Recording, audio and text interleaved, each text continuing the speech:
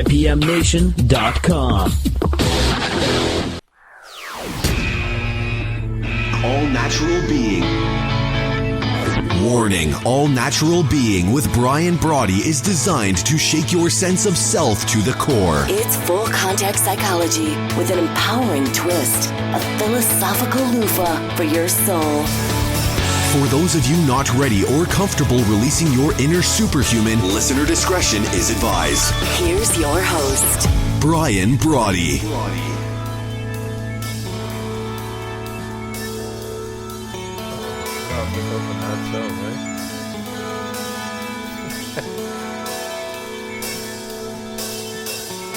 No, you just figure if you're going to take a cue before you kick off the show, the last thing you want to hear is the speaker say, powering off. Welcome to All Natural Being. As the announcer says, I'm Brian Brawdy. I want to thank you for joining me. Whatever time of day, whatever part of the world you're taking in, the number one show, day 50, our 50th episode, wherever you're taking in the number one show on IPMNation.com. I want to thank you. As you know, I say every day with our continued run in the number one slot, reason we have that is because this is a show about you. I truly believe that. It's a show that doesn't focus on all the negative, but it's not Pollyanna nonsense either. We're talking here at All Natural Being about the real you, the true you, the authentic you, before all the scaffolding, right?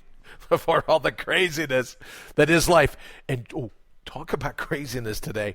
I don't know if you've heard, but the interview with Elon Musk, we are going to be all over that today, referring to a position that he has, saying, hey, we might all be in one big computer simulation. So we're going to get to that at the bottom of the hour. It's a very exciting conversation, so maybe we'll get to it even before that. But I wanted to thank the good people at Metropolitan Co-working, 14 Blends, beautiful downtown Aurora, Illinois, where we're coming to you live. Don't forget now, you can listen to the live show Monday through Friday, 7 to 8 a.m. Eastern. You can catch the tape, the official taped replay, nothing pirated, unless, of course, you think of iTunes or the iTunes or any of the broadcast library that we have. But the official replay at 11 a.m. Eastern Standard Time, and I'm very thankful that we now have a replay at 8 p.m. Eastern. So, whatever time of day you come to us, or what time of day we have to hang out, be reminded that this show is always about you. Now, it's not a show like the mindfulness cabal, right? The cognitive, the higher consciousness cartel, any of the stuff, any of the self-help industry tactics, the big business of the motivation industrial complex. It's none of that. This is just a show about the real, authentic, true you that sits beneath everything going on in your life. We're very excited to be here, and thank you again for making us the number one show. All right, we're going to jump right into the anaerobic aphorism today. And I wrote this yesterday afternoon just because you ever have somebody say something that just kind of tweaks you? You know, they say something and you don't have your ego shield up yet. You know, your pincushion is out there in full display. They say something, you just go, eee. I saw a post yesterday, one of the big brainiacs in the self-help industry cartel says, you are superior to no one. And I think it was just that word superior that tweaked me. Because your ego isn't superior to anyone, but you are most certainly superior to your doubt, your fear, your agitation. And never let anyone tell you, regardless of how many people are following them on Facebook or Twitter, jumping around on stage, prancing around like a go-go dancer, or the Rockettes in New York City doing the high can. None of that craziness. You are superior to your doubt, your fear, your agitation. And never let anyone tell you that you are not above it all, because you are. So that's going to be the focus of our show today. Your mind as you currently construct it, right? Because that's all our minds are, things that we construct. Is your mind currently a sanctuary or an asylum? Are you running your mind? Or is your mind running you? Are the very best parts of you, are they shining through or are they shying away? Radiant or restrained? And if they're not shining through and they're not restrained, let me ask you, why not? Again, superior to your doubt, to your fear, to your agitation. Why aren't the very best parts of you shining through? That inner radiance we talk about all the time. Why not? Let me know what you're thinking. 331-684-7685. Of course, that's 331-684-SOUL, S-O-U-L. Also, you can hit me up at Twitter or on Twitter, at Brian Brawdy. Facebook, as I say every day, if we're not friends, I don't know why we're not. Go ahead. Hit me up over there. Also, allnaturalbeing.com. Give me your email. I'll give you mine. We'll trade. We'll hang out. Got some great questions coming in, some great comments. I send out a daily email, kind of like a show recap, some actionable steps that you and I can contemplate throughout the day. So give me your email. I'll send you mine back, and we can connect that way as well. Right here during the show, you can reach out to me on Facebook if you have any questions. Now that I say that, let me go ahead and refresh that, make sure. I got Facebook all up and running there. All right, there we go. So hit me up on Facebook. We can answer some questions. Starting next week, we will be taking live call-ins. So if you hear me kicking around something or a thought pops to mind or you have a question and you're like, hey, I wonder what that's all about, you'll be able to call in. Tell me what you're thinking. So today, again, I want to focus on those parts of you that are superior to all the other craziness in the world. And if just hearing that makes you go, oh, Brad, there's no part of me that's superior. Well, here's some real rapport building for you. You're wrong, because you are. You're superior to your doubt, your fear, your agitation, your worry, your concern. You're superior to all of that. There's an author. Her name is Sharon Adler. I love her quote, her line, her aphorism, whatever you want to call it. We are chained by our own control.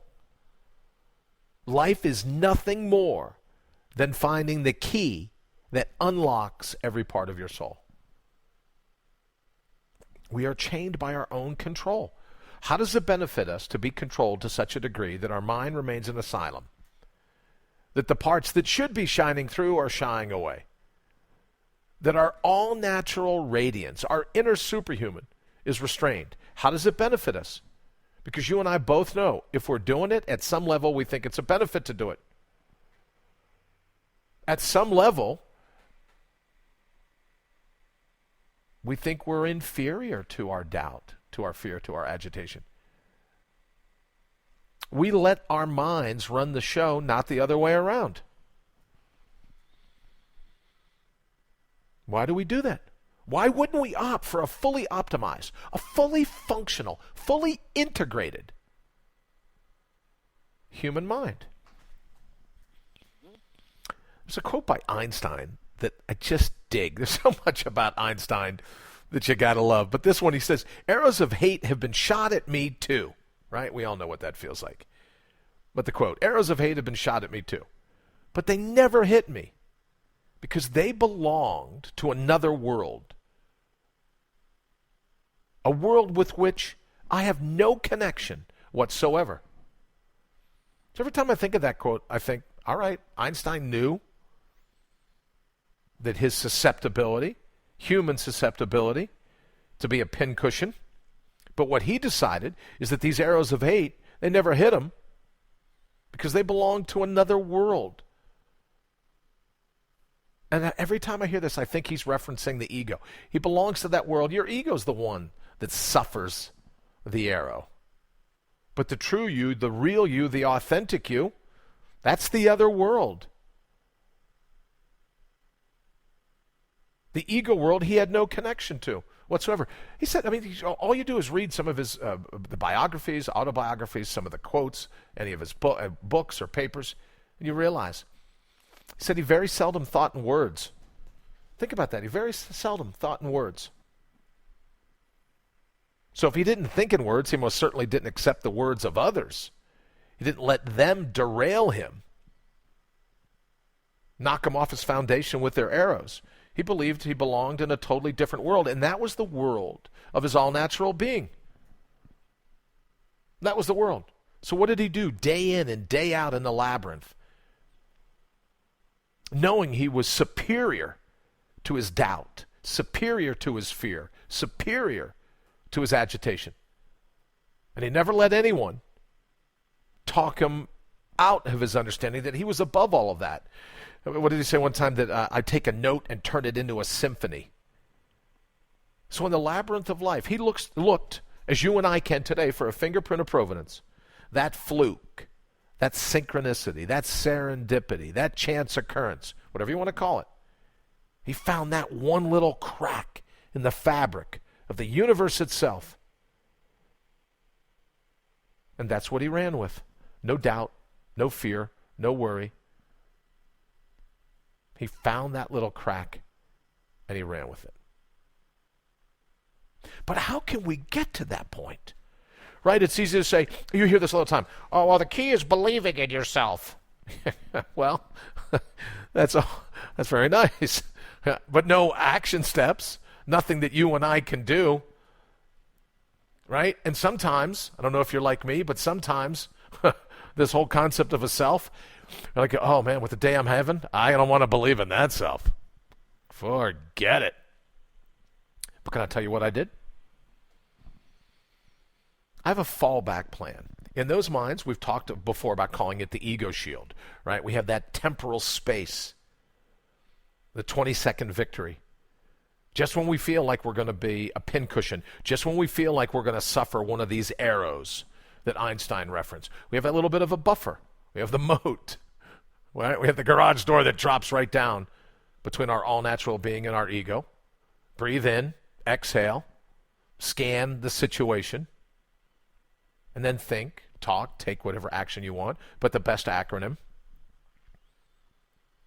But how specifically can we cultivate a sense of an ego shield? We have our ego, which we know, which, if you're honest, the ego really is our enemy. At least an unchecked ego. And I can hear people all over the world going, wait a minute, how can the ego is the home of my passion and my drive and my ability to think and the like. That's not true. That's not true. So we have our ego. We have our shield that we use to put up between our ego and our all-natural being. But what specifically about our all-natural being? What specifically, right? Because we talk all the time about our all-natural being having natural resources, our authentic vigor, our buried logic, the passion of our very marrow, the marrow of our minds. What else is there that's contained within your all-natural being? Your all-natural being is your fallback position. It's your safe room from isolation. It's your safe room from depression. It's your safe room from anxiety. It's a panic room, you could say. It's a place to retreat from an attack or intrusion of any kind. So just like you might have a storm cellar, a hurricane shelter in your home, your all-natural being is that same type of thing. It's a panic room. It's the place that you and I can retreat, and the more we do so, the greater the temporal space becomes between the ego. We continue to practice the 20-second victory. We hear something, even as I had to do yesterday. Quote, you are superior to nobody. Uh-huh. Well, let me tell you, if you're channeling your all-natural being, you're absolutely superior to all kinds of things. Now, not superior in an egoic sense, where we get to walk around with our noses up in the air and we get to be mean and just dismissive of other people. I'm not talking about that type of superiority. Your all-natural being, your inner superhuman, is absolutely superior to any crap the ego tries to pull. Your all-natural being is that fallback position, is the safe room, is the panic room. That's one of its many benefits. It's also the place where we get to go and be refreshed because of all the stress that takes to keep the mashugana, to keep the craziness alive. So when times seem toughest, when times seem roughest, we have a place that we can fall back. It's a panic room in our minds. And we cultivate that panic room one little step at a time. You know, I watch little kids, and if they're afraid of something, they'll run for just a second, get as close to they can as what they fear, and then they retreat. If you're ever out at a store and you see the way a young child maybe just learning to walk or slightly older than that, he or she will run out an experiment, turn around, come right back to their mom or their dad.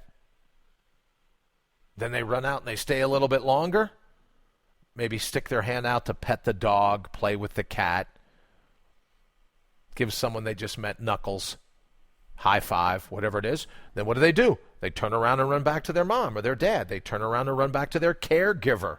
Well, what if you and I, since we kicked it off with Einstein, talking about thought experiments, what if you and I had a thought experiment? What if your ultimate philosophical caregiver is your all-natural being? What if that's your psychological parent? So when you're confronted with the ego, when you're confronted with your doubt, your fear, your agitation, we don't cower in the corner. We venture out, see if there's anything we can learn, and then when we're ready, we go back to our caregiver. We fall back. We go back to our panic room, our safe room. We go back to our all-natural being, our core, the very marrow of who we are. And that gives us permission to try all kinds of cool things. Yes? Because we know we can retreat. Retreat! What do they say in Monty Python? Run away, run away! We can do that. Don't have to worry about other people's opinions. 95% of a true advancement is all the fallbacks. They got to fall back. And yours is your all-natural being. It's your cognitive security plan that we talked about a couple of weeks back. And as we increase that temporal space, as we build that ego shield, knowing that within each and every one of us, we have a safe zone, our all-natural being. Where if we're a computer, we'd be protected from viruses and spam and hackers and malware and cookies and computer bloat, all of that. Our cognitive security plan is the recognition that we have a safe room, we have a safety net, a place that we can fall back. Now the benefit to us is when we fall back, it's like plug a battery charger, plug it in the wall. We're automatically rejuvenated because we've reconnected, taken the little packet of the pristine, which powers all of us, and reconnected with the universal pristine. Then we venture out again. It's like a little kid on the playground. If it gets to be too scary, we fall back. There's nothing wrong with cultivating that same mindset, especially if it's been a while since you've been in contact with your all-natural being, with your inner superhuman. It's become really cliche now. All you have to do is, especially over the last couple, 3, 4 months, they're talking about superhumans. But your true superhuman, the real you, the authentic you, understands that at its core, in its marrow, it's always connected to your all-natural being. We get distracted. other things going on. But at its core, we're always connected. We always have that safe room. But what happens to us? Well, we start out in life where other people have to be superior to us, even if it's just in terms of physical size. But then you have your parents. You have your siblings, perhaps. You have the people around you, your playmates, and then school, the village, the community, where you trade your impeccable humanity. Impeccable humanity. You have to trade it to fit into the herd. So we start off our life having to be a little down market. Yes? Just to be able to make it to that point where we can launch into our own labyrinth. We got to be down market. So there are cottage industries built up everywhere to remind you of how down market you always are. And all I'm suggesting is that there comes a time where you're up market. You're not down market at all. Comes a time. Get rid of the training wheels. Hacksaw them off if you have to. Get rid of the water wings. Get rid of the flotation devices. We say in some of the teases, all natural being, it's motivation for grown-ups, right? Because we've done away with childish things. Childish, not childlike. Big difference. We don't do away with our all-natural being. Here's the good news. You couldn't if you wanted to. Absolutely couldn't if you wanted to. That connection, we say all the time, I feel disconnected. Truth of the matter is, you can never disconnect from that. You might be distracted, but you can't be disconnected. We're just not built that way. Pristine doesn't go away. So let's look at some safety behaviors. Let's look at some things that you can do to practice safe thinking that will leave you impervious to the insults of the herd. Because ultimately, it's up for you to decide. You're going to be vulnerable or venerable. I wish it were more difficult than that. It truly is that simple. So if you agree, no more head games, how could you do it? How could you become impervious to insults? Because if you ask me, we're too sensitive, too susceptible, too vulnerable,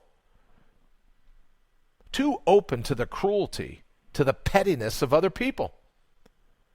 We're petrified, in some cases literally petrified, by their opinions of us. But after a while, repeatedly, habitually, being paralyzed by the committee vote, one day we wake up and go, you know what? I've had enough. It's time for me to flip this whole superior-inferior dynamic I've got going on in my life. And again, because I'll hear all the critics, we'll get the emails, we'll have all these other things going on. People saying, well, you're suggesting that there are superior type beings? I go, yeah, I think every human is a superior type being. And when we get to Elon Musk's train of thought here at the bottom of the hour, we're going to see. Perhaps it's true. And I'm not going to apologize for telling you that I think in terms of evolution, which is why I always talk about an evolutionary leap back. Everyone wants a quantum leap forward. Everyone says, well, I think we should, we have to do everything we can to craft artificial intelligence. Look around you. The world is already full of artificial intelligence. There's a handful of people that work within their all-natural being all the time. For the rest of us, like you and me, we do our best. We do our best. You don't buy into the craziness. Oh, I'm in an enlightened state, and I remain in that state 24 hours a day, 7 days a week. Oh, I think I found someone that qualifies to see a therapist. You need like a room full of licensed clinical somethings to figure that out. Because if you're ultimately that enlightened, you're out of here. So all I'm suggesting is for folks like you and I that work on our all-natural being, that work on releasing our inner superhuman, that work on it day in and day out. That is a superior mindset because it's the truth. It's who we are. Not the headlines that other people write for us. That's not it. All right, I don't want to get too carried away because we got some great stuff coming, but we'll be right back.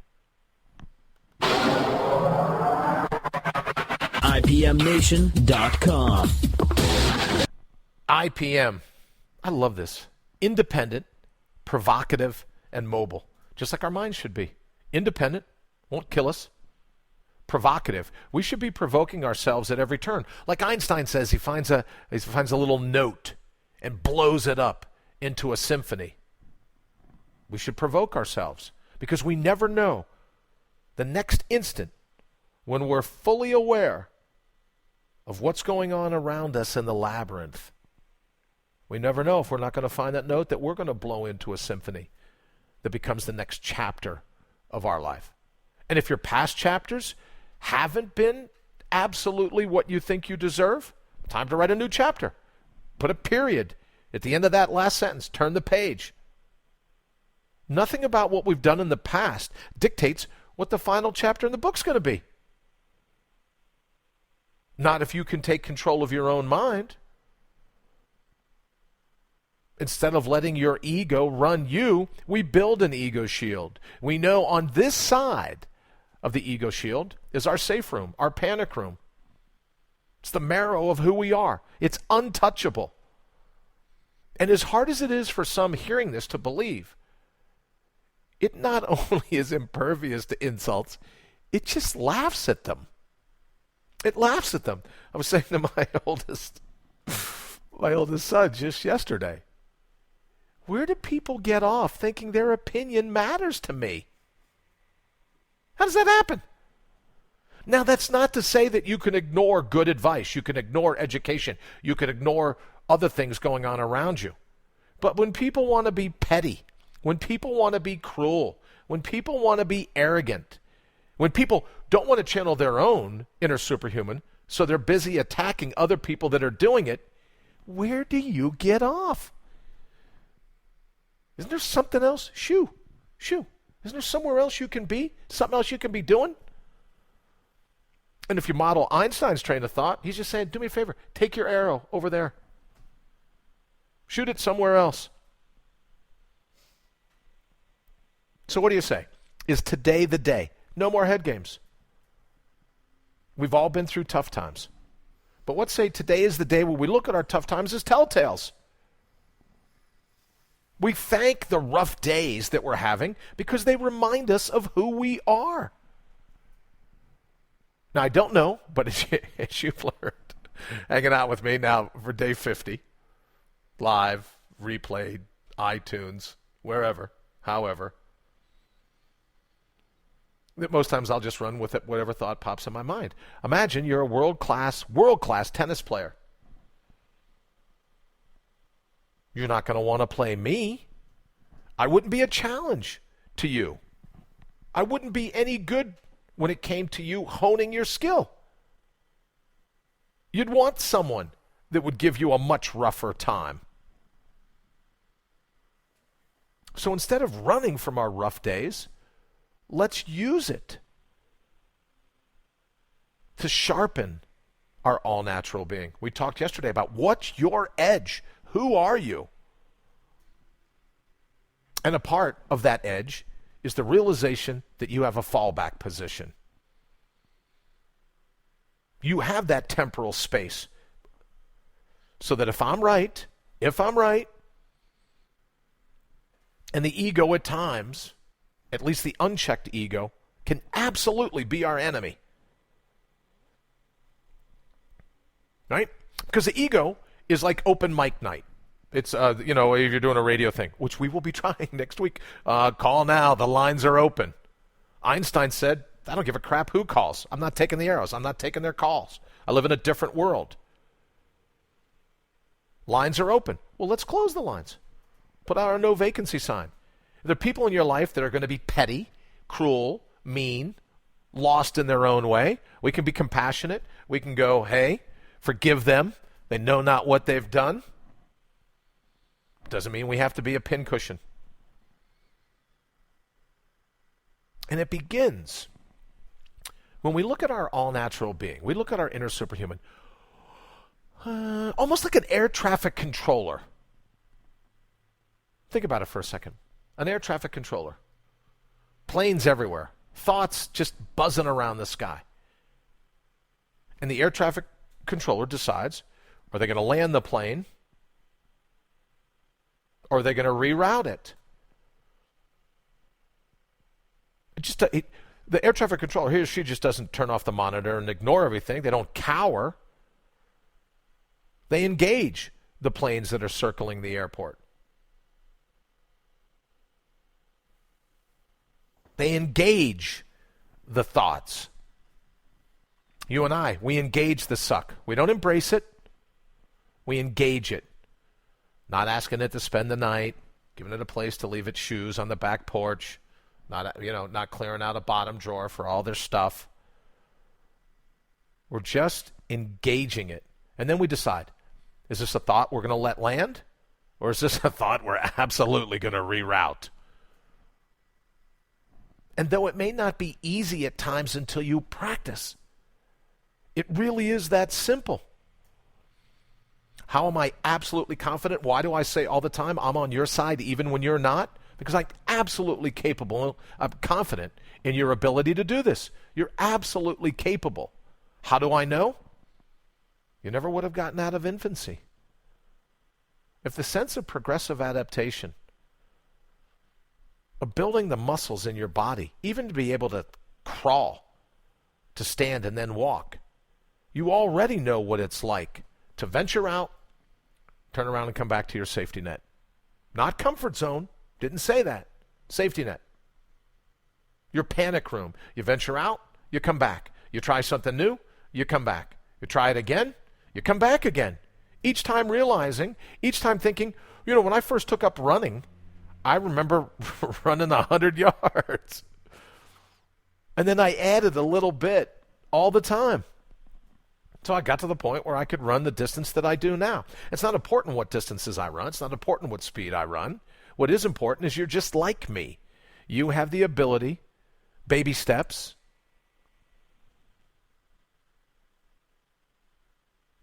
to send your doubt, your fear, your agitation, to send them packing. Because you truly are above it all. You're that air traffic controller that decides what thoughts are going to land and what thoughts are going to be rerouted. You don't see an air traffic controller thinking he or she is the airplane. Then why would you and I think we're the thoughts? Most certainly the negative thoughts, that the walking, talking Venus flytraps in our lives, the mobile pits of never-ending quicksand in our lives. You know who they are. They're on a rough road as well. We're not beating up on them. We're just calling it out for what it is, what their actions are, not what they are as human beings. Because at their core, they're impeccable as well. But their actions, you know it. Well, don't land the plane. Don't accept the package. Don't call the duck. If you listened a couple of days back, we talked about a duck on a river. Don't entice it over. Oh, here, ducky, ducky. Here's some breadcrumbs. Or you look hungry. Don't do it. Don't land the plane. If it's not a position that's going to support you, why would you do it? Stay in the safe room. Remember our 20-second victory. Breathe in. Exhale. Scan the situation. Then we take action. We decide. What planes are we going to let touch down? What planes are we going to send somewhere else? All right. We'll be right back. And then Elon Musk, or at least his train of thought. Maybe I'll reach out to him. He could come in. He might be someone that could call in. You never know. You're listening to All Natural Being with Brian Brawdy. Because it's never too late to take your life back. It's never too late. We say it all the time. Every chance is a second chance. All right. This is one of the shows this morning where I've actually been counting down to the bottom of the hour so we can get to this. Because this is great for you and me no matter what. No matter what you believe, no matter what position you take in this debate, we win. Also want to remind you, 331-684-7685, 331-684-SOUL, S-O-U-L. Send me a text. Give me a call. Also, you can reach us, allnaturalbeing.com. Send me your email. I'll send you mine. We'll hook up. We'll connect that way. I also have to thank everybody yesterday.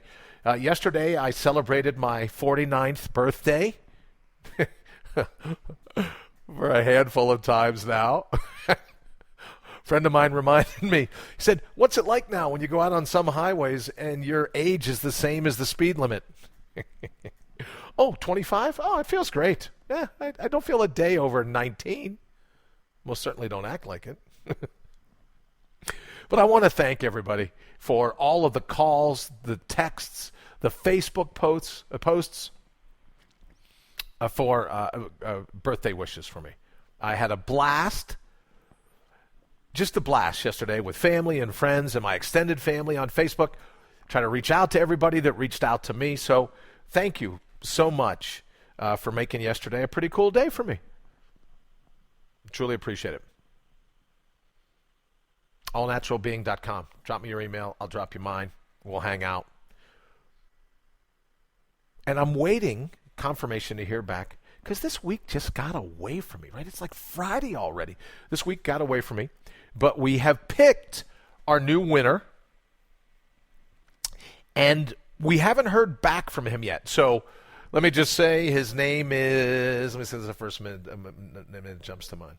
Let's make it Mike. It isn't Mike, but as soon as he says it's okay to use his name, we have the winner of this week's 20-minute victory, which means, what did I say? Mike and I get to hang out and kick around a personal, particular plan that he can adopt in his life, if he hasn't already, a personal plan that he can use to call forward his inner superhuman, to tap in once again to his all-natural being. So I'm very excited to announce that we have another winner, our third winner now. Had a blast hanging out with our first two winners, hanging out with Tammy, hanging out with Patricia. Absolutely a blast. So I'm looking forward to Mike. We'll announce his name on Monday once we hear back from him. If it's cool with him, they don't want to out anybody. If they don't want anyone to know that we're hanging out, believe me, I got all kinds of people that probably don't want anyone to know they hang out with me. All right, bottom of the hour as promised. So Elon Musk, apparently he's at this conference. What is the name of the conference? Oh, the Code Conference. So I guess it's a conference where all kinds of computer people get together and they talk about writing code. God love them. And the article over on Huffington Post, Andy Campbell is the name of the author. I thought it was a pretty crafty opening line. Elon Musk must have taken the red pill. Quote, the eccentric tech mogul made plenty of bold claims during the conference. But Mr. Campbell says this one takes the cake. Musk believes that our very existence is quite possibly an elaborate computer simulation with great, just cutting-edge graphics.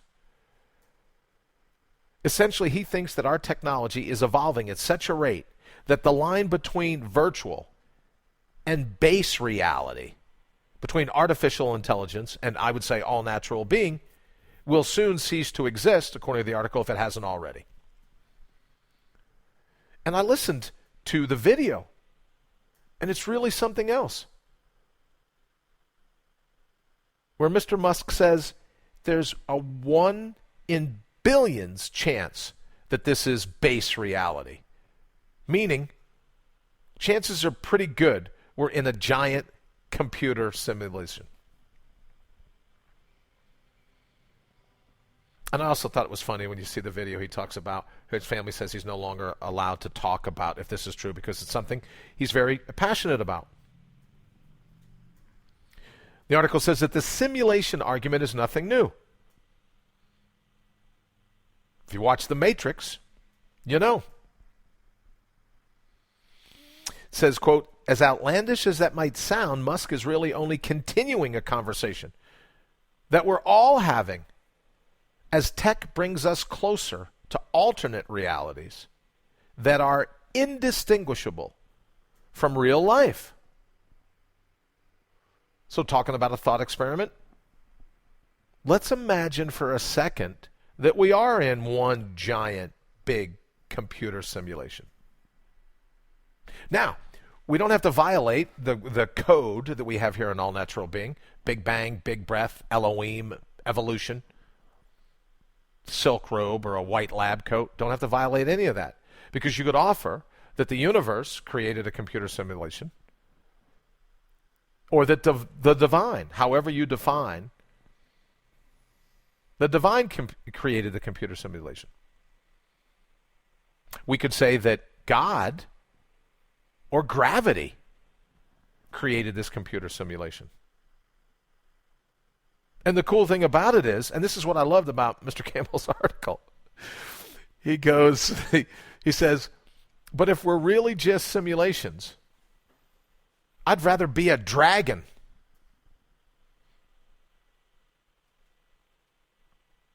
Isn't that fantastic? I'd rather be a dragon. If this is one big computer simulation, you and I don't know. What we do know from modern neuroscience is that our thoughts come to us 7 to 8 seconds before they're up in our conscious minds. How do you know where those thoughts come from? You don't know. So how cool would it be if we are in this simulation?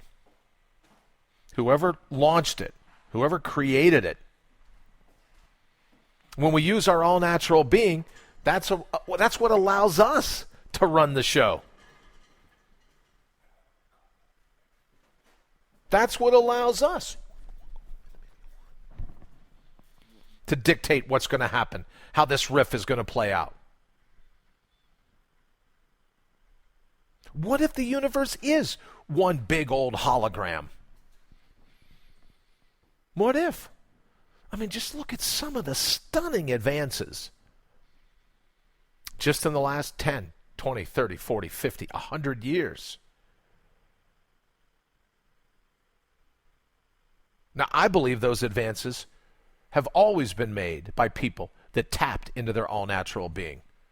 I believe those advances have always been brought about by those that have released their inner superhuman. Not that they've transcended being human. They've fallen back on being impeccably human. But you look around at all the strife today, it's not an easy gig in this world for anyone to say, no, human beings are top shelf. Because if that made it out, if that became everyone's overriding operating system, you couldn't control us. There'd be no way to sell us stuff. There'd be no consumerism. I've talked before about the whole concept in the garden. No consumerism. Then it wouldn't have mattered what piece of fruit the serpent had. Already connected to that sense of pristine. Taking that satellite office and making it work to such a degree that it always recognized that it was connected to the universal pristine. It always recognized that it was superior to its doubt, superior to its fear, superior to its agitation. Well, with your all-natural being, that's what we're talking about. But those that want to sell us crap, they can't afford to have you believe that. Well, because then what snake oil would we have to help cure our doubts? Right? What medication could they give us for our fear? What medication, what prescription could they write for our agitation? They'd be crap out of luck, wouldn't they? That's why I love you see all these scientific research, all these papers, and I read dozens, if not hundreds of them a day. You see all these things.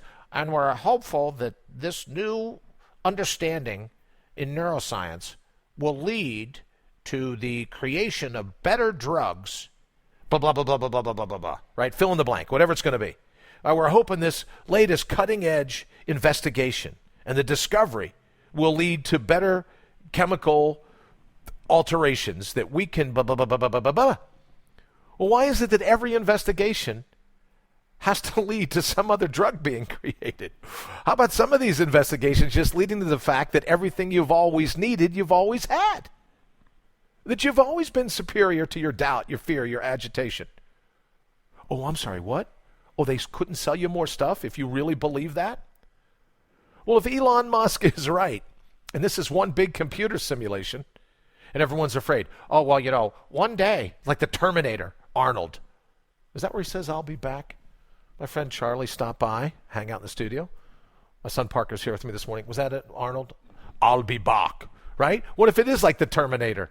Oh, well, that artificial intelligence, that's going to come back one day to bite us in the tuchus. The computers will be smarter than we are.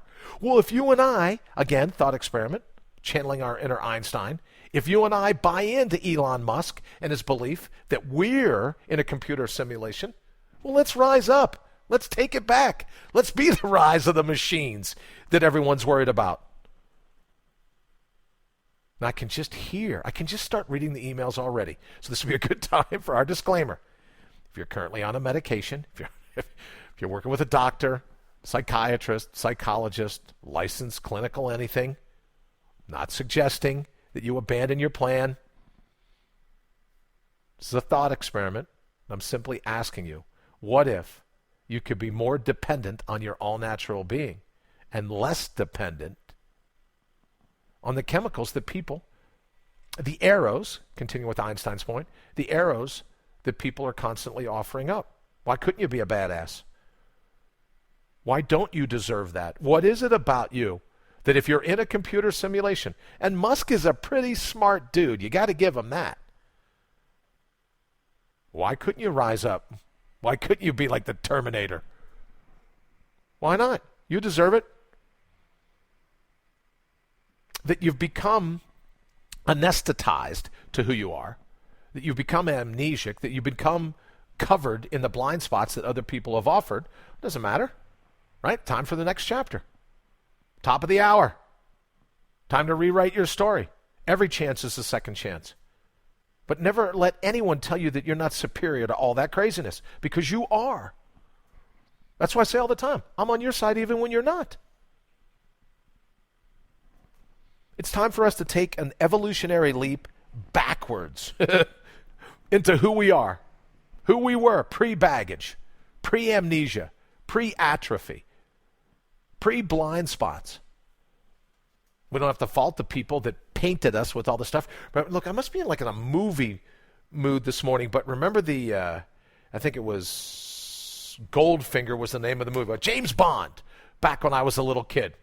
And the one way that they killed one of their competition was they painted her body completely in gold. I don't know if it's true or not, but apparently there was like a little quarter-size space on the small of her back, the base of her spine, that if you left that little space open, it was like the inverse of an Achilles heel. If you let that little space open, again, don't know if it's true, you left that little space open, you didn't paint her with gold, her entire body could breathe. There'd be enough of the epidermis, enough of her skin left to be able to work. Well, what if you and I have been painted over, not unlike that Goldfinger episode? Painted over with the beliefs of the people around us. Painted over with some implicit memories that were encoded into us when we were younger that we don't even have a recognition of. So you say, oh, don't worry, I'm driving the bus. No, you're not. None of us are. So what if Elon Musk is right? One big, giant computer game. Well, then, I guess at that point, you have to decide, are you going to be like Pong? Remember? I think it was Atari when they first came out, the computer games. You had a little paddle. Boink, boink, boink, boink, boink, boink. Are you going to be like whatever that game was called? Are you going to be a full-on kick in the door? What's a video game that's really, really great in terms of simulation, Parker? Anything? What is it? Call of Duty. I like it. Donkey Kong or Call of Duty? What are you going to be? This is a computer simulation. You're going to sit on the couch and go, well, this simulation says I should be a couch potato, and I'm really doubtful of my abilities. I'm really fearful, and I'm agitated by not knowing how I'm going to pull this off. Really? That's how you'd want to be. Not me. I dig this guy. He says he wants to be the dragon, Mr. Campbell from Huffington Post. Well, what would you be? You'd be someone that sits on the sidelines and goes, oh, no, it's not my turn. I think I'll wait. Someone told me I couldn't pull this off. Are you going to be like the Grim Reaper, just cutting through all this baloney, peeling off all the paint, scraping off all the tarnish, all the plaque, everything else that's been painted on you? Or you can be the guy that goes in hot. You can be the girl that lights it up and kicks in the door. Who are you going to be? Are you going to be superior to all those things that heretofore you've believed about your inabilities? It's your call. It's always your call. That's the beauty of deciding to tap into your all-natural being. You decide. Because at any moment, you can rewrite who you are. And that's just not me. And that's just not some Pollyanna nonsense from the, the motivation industrial complex. That's neuroplasticity, as I like to say in a nutshell. At any moment, you can change your thoughts. People go, oh, Brian, it's just thoughts. How powerful can they be? Well, we now know through absolute cutting-edge advances in modern neuroscience that your thoughts actually change the way your neurons, the heavy lifters in your brain, actually changes the way the neurons form with each other. It's not just a thought, oh, I had a thought. No, that thought is rewiring the way your brain works. So if we're in this big computer simulation, initially kicked off by God or by gravity, evolution or Elohim, whatever, why wouldn't you be the best version of yourself? And then if Elon's wrong, and this is base reality, oh, well, you messed up. You trusted me. You ended up with a life that was pretty badass. Oh, well, never should have listened to Brian all those years ago, right? Don't buy for it. Don't let anyone talk you into the belief that you're inferior to them in any way, because you are not. All of our baggage, all the things that have happened to us in the past, swing, whiff, yawn. Who cares? Didn't kill us. It could have been a sharp stick in the eye, don't know. But we're still here, taking a swing, still in the base reality or the simulation. Still have our safety room, our panic room, our fallback line. So that in those times, and it's going to creep in, we're human. Talking to a friend of mine this week. She says, oh man, I've been doing it for like so many months and everything was going great. And then someone said something to me and it just, I snapped. I go, great. And she goes, great? What are you talking about? Great. I've been doing this for so long. I thought I'd be above that. Well, you're human.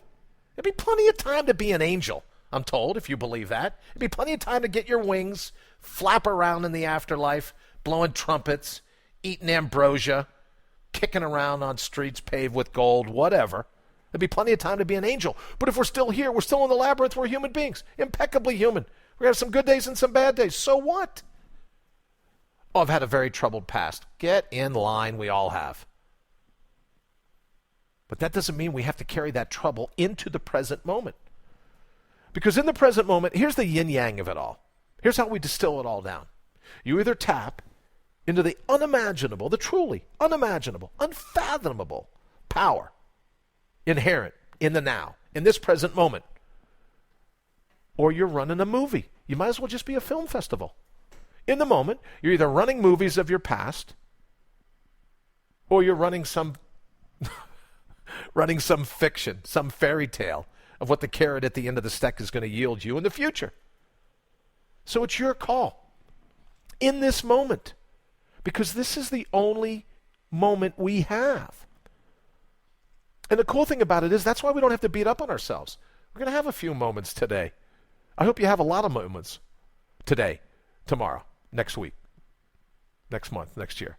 I hope you have, however old you are when you're listening to me, I hope you have dozens, decades of years left. So if you mess up in one moment, you're human. Go back to the best acronym. Use it as the perfect tool that it is. Go, I've been doing this for X number of years, and I can't believe they got to me. Well, good for you. Makes you human. Means you're still here. You're kicking it in the labyrinth. Because let me say this, and this to all my friends in the motivational industrial complex. Everybody's busy sitting on a mountaintop, in their robes, meditating. I'm a superior human being now. Nothing ever gets to me anymore. Then why the hell are you still here? We're dropped here to let things get to us. And then we use it to grow. Oh, no, I'd rather, and let me say, I've sat in a cave in China.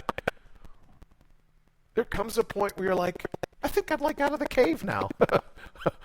I don't mind from time to time working on this thing called enlightenment, working on this all-natural being. But from time to time, I'd like to cut loose. I don't know what happened to me this morning, but I got another movie that just popped to mind.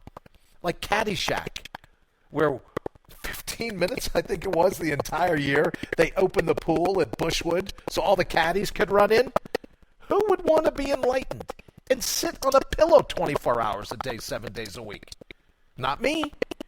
So if you have those times where you're practicing tapping into your all-natural being and it doesn't go as smooth as you think it would, God love you. You're still alive. You're in the labyrinth kicking it up. Remember that you have the safety room, right? We have the fallback plan. We can go, yeah, I guess I was a bit touchy.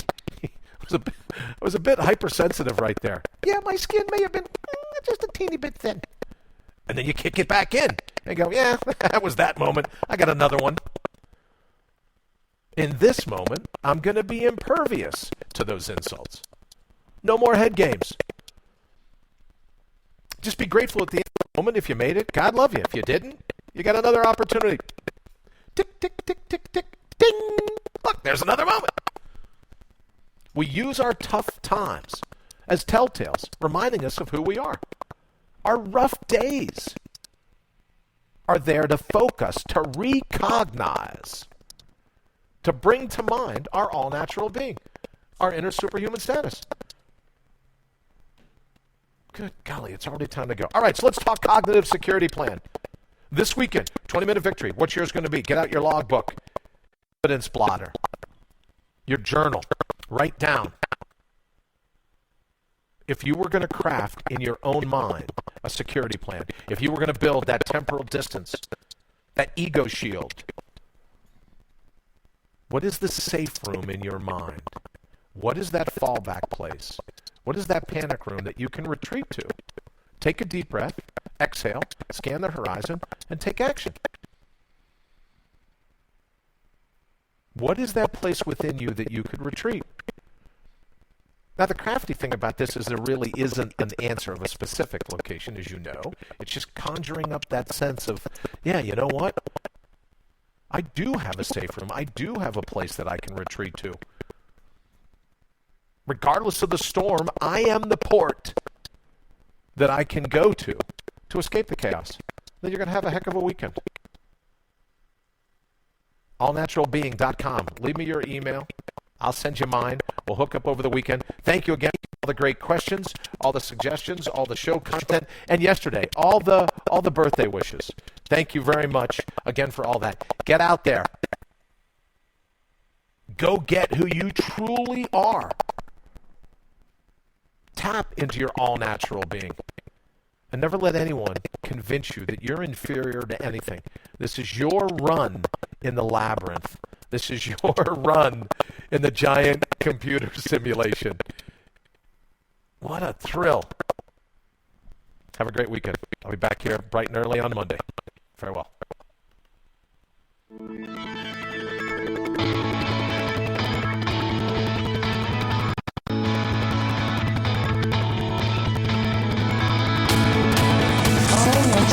You've been listening to All Natural Being with Brian Brawdy. Join us live every Monday through Friday, 7 to 8 a.m. Eastern. Also, check us out around the clock at allnaturalbeing.com. Until then, always remember to bring your own bold. Don't forget, Sharon Adler. We are chained by our own control. Splashing a little Einstein. It's the weekend. Why not? It's happy hour. Arrows of hate. Never found a place where he'd sit long enough for those arrows to hit him. I get out of here. IPMNation.com.